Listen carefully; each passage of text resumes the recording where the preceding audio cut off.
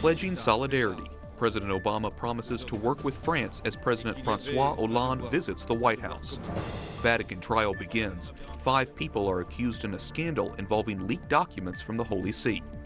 A plea for the poor. As Pope Francis prepares for his Africa trip, we highlight a group at the center of his message. A Light of Christ. We introduce you to a priest being honored for his work in revitalizing a Catholic community. Those stories and more tonight on EWTN News Nightly for Tuesday, November 24th, 2015.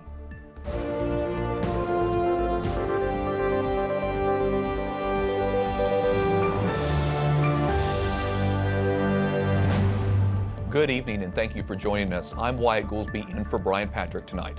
President Obama meets with French President Francois Hollande for the first time since the Paris terror attacks 11 days ago. Catherine Szeltner has more on today's meeting from the White House. Catherine? Wyatt, President Hollande's visit is part of a diplomatic push for the U.S. to bolster its campaign to destroy ISIS. The French president planned to urge Obama to work with Russia to fight the extremists, but Hollande's mission quickly became entangled with the fallout from a Russian military plane being downed by Turkey. In their first face-to-face since the Paris terror attack. So when tragedy struck that evening, our hearts broke too. President Obama tells Francois Hollande the U.S. stands with France. Obama says he'll intensify the U.S.-led campaign against ISIS. The extremist group killed 130 people and injured hundreds more in France less than 2 weeks ago. But the question is, how would a coalition with Russia work? Today, Turkey shot down a Russian warplane, claiming it violated Turkish airspace and ignored repeated warnings. Russia denies its warplane crossed the Syrian border into Turkish airspace. С ударом, который нам нанесли в спину, пособники террористов. Russian President Vladimir Putin calling it a stab in the back by terrorists. The French president wants Russia to join the coalition to fight ISIS, but today Obama says the downed warplane underlines major concerns. I do think that this points to an ongoing problem with the Russian operations. The U.S. is skeptical of Putin's motives given his long-standing support for Syrian President Bashar Assad. Obama says Russia would be enormously helpful in the fight against ISIS, but the nation needs to change its military priorities. We hope that they refocus their attention on what is the most substantial threat. The U.S. and NATO say the Russian warplane was in Turkish airspace. Obama calls Russia the outlier in the global coalition to fight ISIS. President Hollande meets with Russian President Vladimir Putin later this week. Wyatt? Catherine Szeltner reporting from the White House. Thanks very much. The mastermind behind the Paris attacks planned to carry out another suicide bombing days later. That, according to the Paris prosecutor. Meanwhile, France's interior minister says 124 people have been charged in connection to the killings. This is the first time authorities have announced any charges related to the attacks. We welcome in Clare Lopez with the Center for Security Policy. She focuses on the Middle East, national defense, and counterterrorism. Before that, she was with the CIA for 20 years. Claire, the president says the U.S. will intensify its campaign against ISIS, but he's also said that there's no ground troops. So what do you expect him to do? I would hope that the president goes on the side of caution. The illustration of that morass that's over there right now is the shooting down of this Russian plane today by the Turkish forces.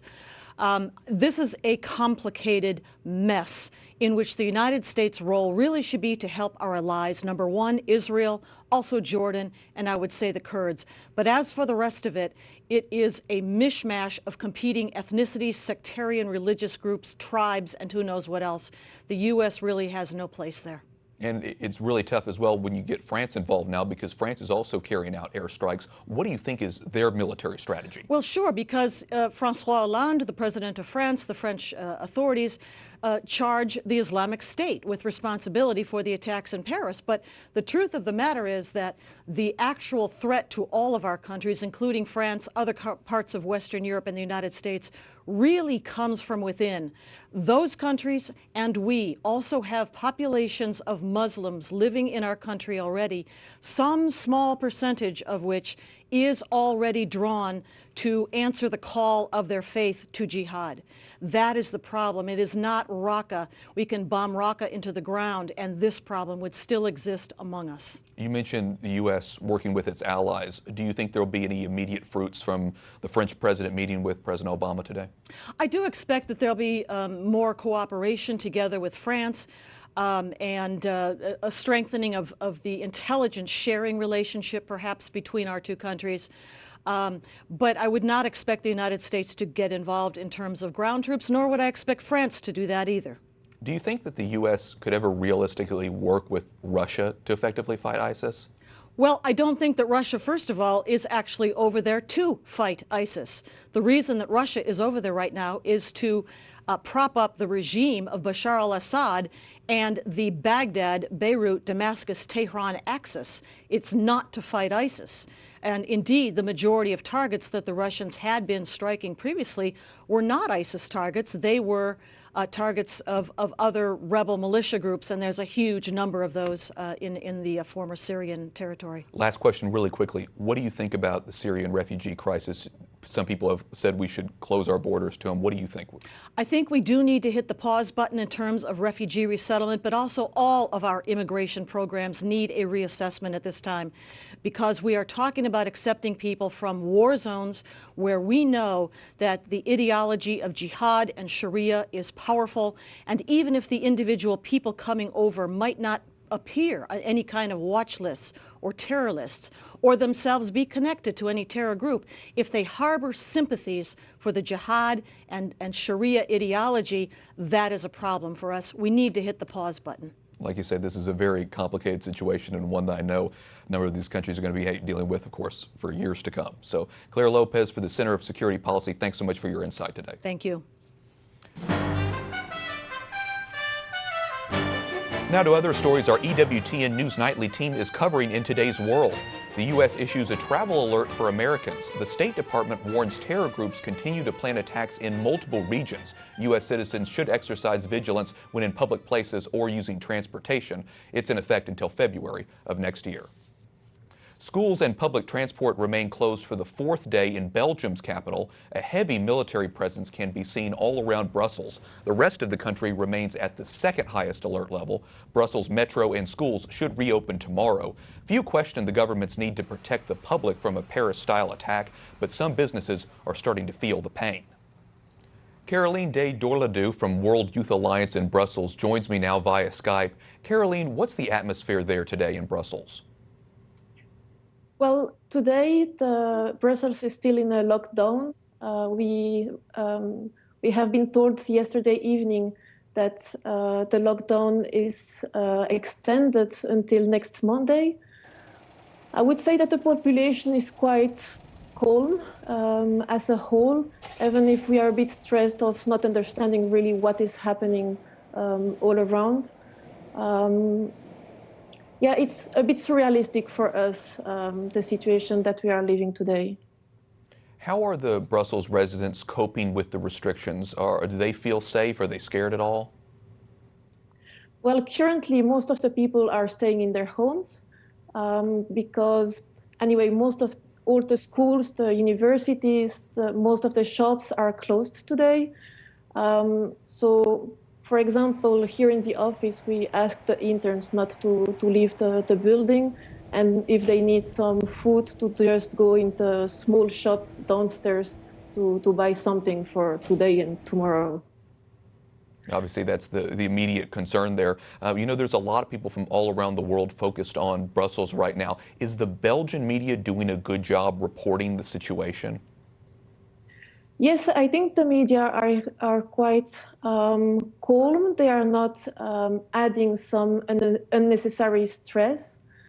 What I would say, which was a bit surprising, is that during the weekend, there was different operations, military operations in every part of Brussels, actually. And the media were reporting, and even on the social media. And at some point, authorities asked for the population and the media to just stop relating what was happening where, because most of the terrorists were following social media and knew exactly what was happening at present. We want to let you know, Caroline, that all of our viewers with EWTN are praying for you and for people who are living there, and we hope that you will stay safe. Thanks so much for joining us and for talking with us tonight. Thank you very much.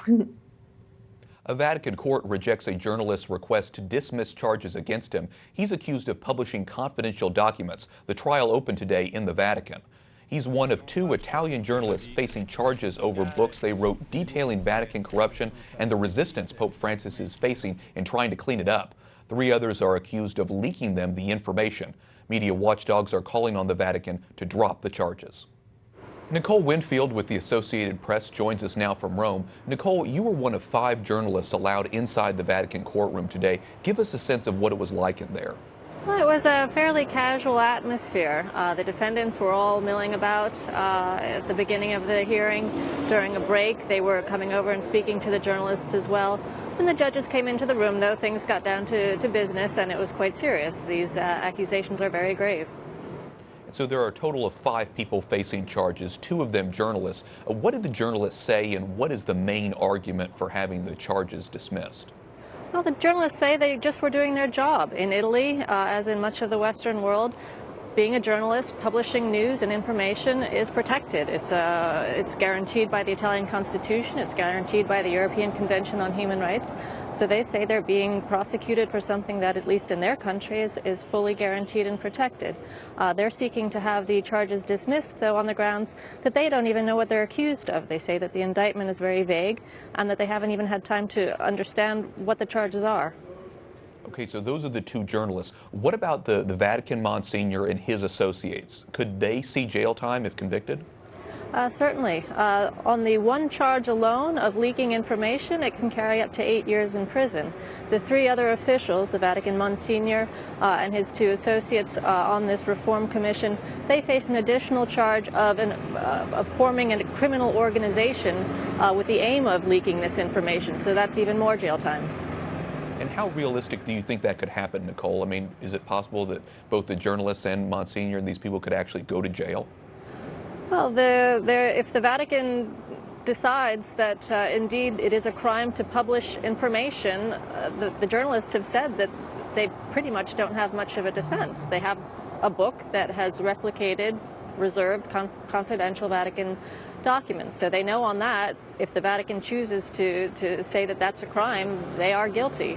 Whether or not they ever serve time is another question, because as Italian citizens, it probably would involve an extradition hearing, and they are confident that no Italian judge would ever agree to extradite them. And that really makes this an interesting case, especially, like you said, with them being in Italy and not in the Vatican, 2 separate countries. Nicole Winfield, thanks so much for talking with us and recapping this news. Thank you. A white Chicago police officer who shot a black teenager 16 times is charged with murder. A judge denied Officer Jason Van Dyke bond and ordered the city to release dashcam video of the killing. The video is said to be very disturbing. Police dashcam video showing 17-year-old LaQuaine McDonald being fatally shot 16 times by a white officer. It's ordered to be released to the public no later than Wednesday. Many who have already seen the footage from October of last year say it is tough to watch. Even when he was on the ground, the officer was still shooting him. In October of 2014, police were called to investigate a man with a knife trying to break into vehicles. Authorities say McDonald had a 4-inch knife and was acting erratically, slashing an officer's tire. Police say when McDonald, who had PCP in his system, ignored orders to drop it, Officer Jason Van Dyke unloaded 16 rounds into his body. There was a narrative put out there by the Chicago police, by the union initially, that a police officer had to shoot him in self-defense, that he was approaching a police officer and lunged at a police officer with a knife. Is that true? He was shot while he was walking away. The autopsy shows that some of the bullets entered his back. Officer Van Dyke says he shot McDonald in self-defense. We're confident that my client's actions were not only lawful, but also within department policy and within his training. Now the city of Chicago is bracing for the possibility that the video of McDonald's death will ignite violent protests. Activists are calling for calm. Upon us seeing it, we have the right, the First Amendment right, to assemble peacefully and express our grievances against our government, and that's what we plan on doing. In April, the city reached a $5 million settlement with the McDonald family. Coming up, in wake of the Paris attacks, a GOP presidential candidate lays out his plan to keep America safe. And we tell you about a Georgian priest honored for his work in building a mission church.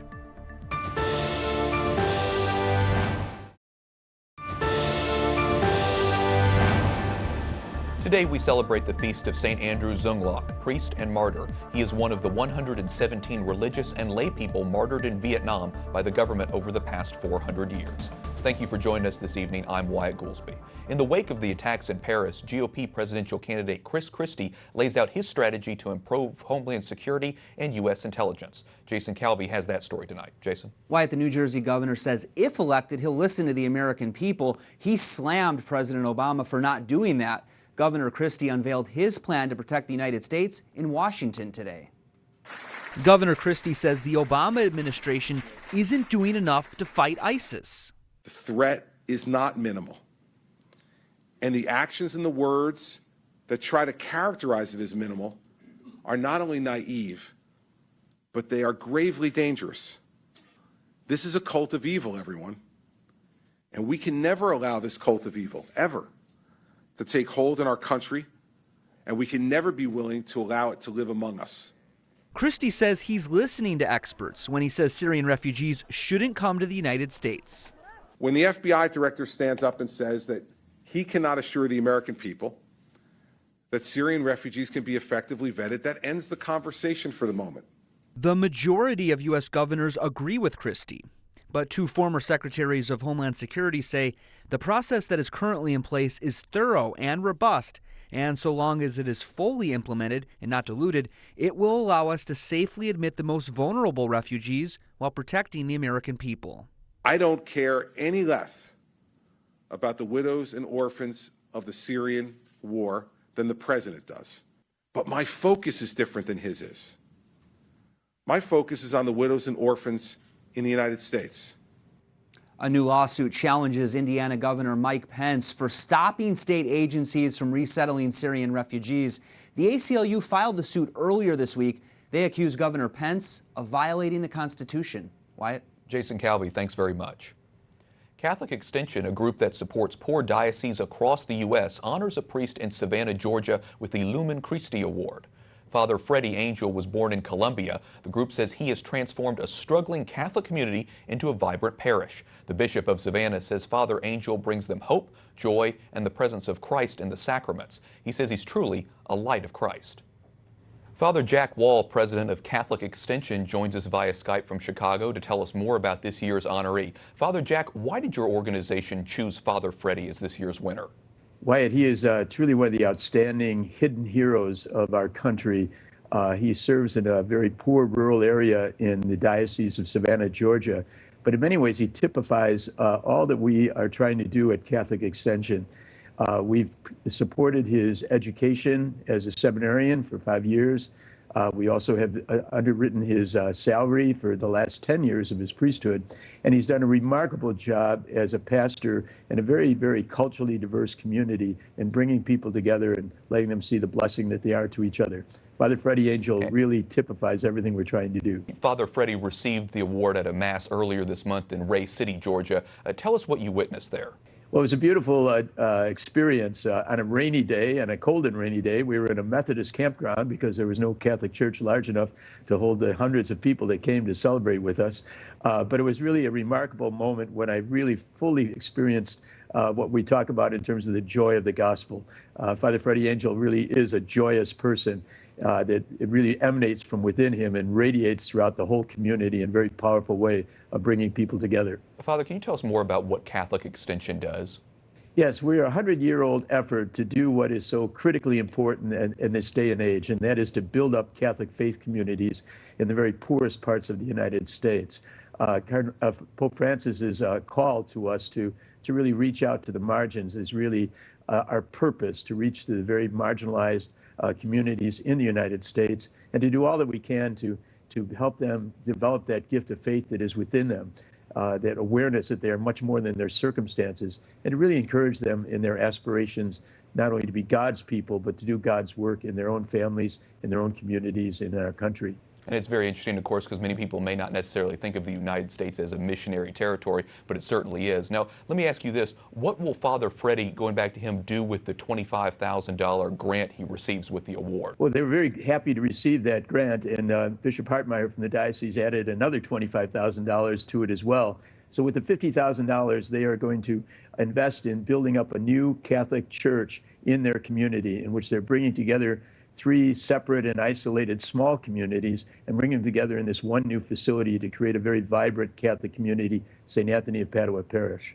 Well, I know that Father Freddie has a great story, and we're happy to bring that to our EWTN viewers, as well as learn more about Catholic Extension there. Father Jack Wall joined us from Chicago. Thanks so much for talking with us. Thanks, Wyatt. It's a pleasure. Up next, we go to Kenya, the first stop on the Holy Father's upcoming trip to highlight the challenges the poor face there every day. And a bizarre story involving small-town politics is going all the way to the Supreme Court.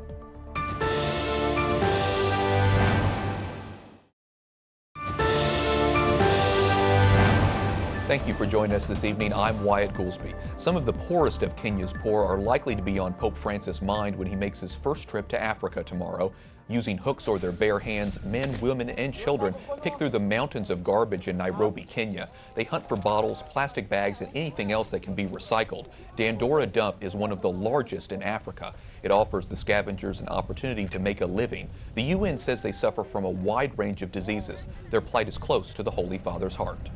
Pope Francis's first encyclical, the one that talks about climate change, does a great job of stressing the interconnected nature of humanity and humanity around the world. This is the first trip to Africa for Francis. The Pope is visiting Kenya, Uganda, and the Central African Republic. The day Pope Francis will celebrate Mass in Nairobi will be a national public holiday. Over 1 million people are expected to attend. It's being called a holiday of prayer and reflection.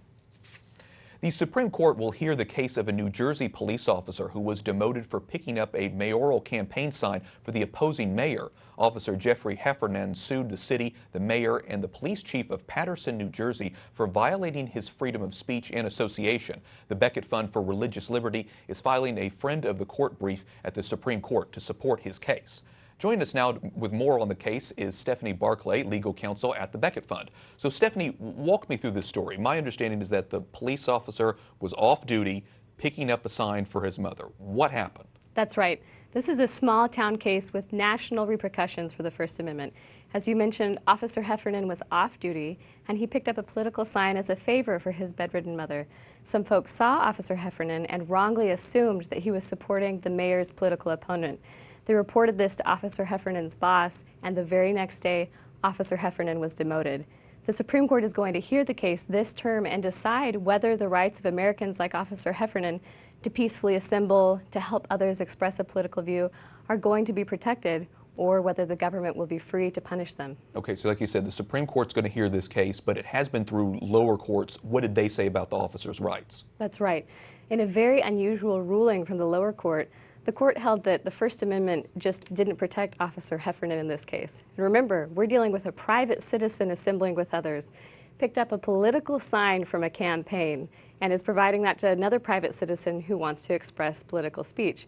And we at the Becket Fund are arguing, if a court can look at that set of facts and say that the First Amendment is not implicated, that's a sure sign that our First Amendment doctrine has gone astray. Are there any other implications for how this could affect all Americans? Absolutely. This case has implications for lots of constitutional rights, including the freedom of assembly and the freedom of religion. If Americans are afraid that they assemble for any purpose, including a religious purpose, and could be punished by the government for misperceptions about their assembly, that puts a big chilling effect on their rights. And this is the perfect case for the Thanksgiving time of year when Americans are assembling together to thank God for their blessings. And what we at the Becket Fund are arguing is that these constitutional rights, like the right of freedom of religion, aren't just a right that you exercise alone, you worship by yourself in the closet. These are rights where we should be able to come together, to worship together, to be in community with one another. and we're hopeful that the Supreme Court will protect that right this term. Well, certainly it's a case we're going to be watching, as I'm sure you guys are. And like I said, for a lot of people, this is a kind of a bizarre story, so we appreciate you breaking it down for us and explaining it to us. Stephanie Barclay with the Becket Fund. Thanks so much. Thank you so much for having me. And we thank you for watching our program tonight. Until tomorrow, like us on Facebook, follow us on Twitter, and watch again on EWTN's YouTube page. For the EWTN News Nightly team, I'm Wyatt Goolsby. Good night, and God bless.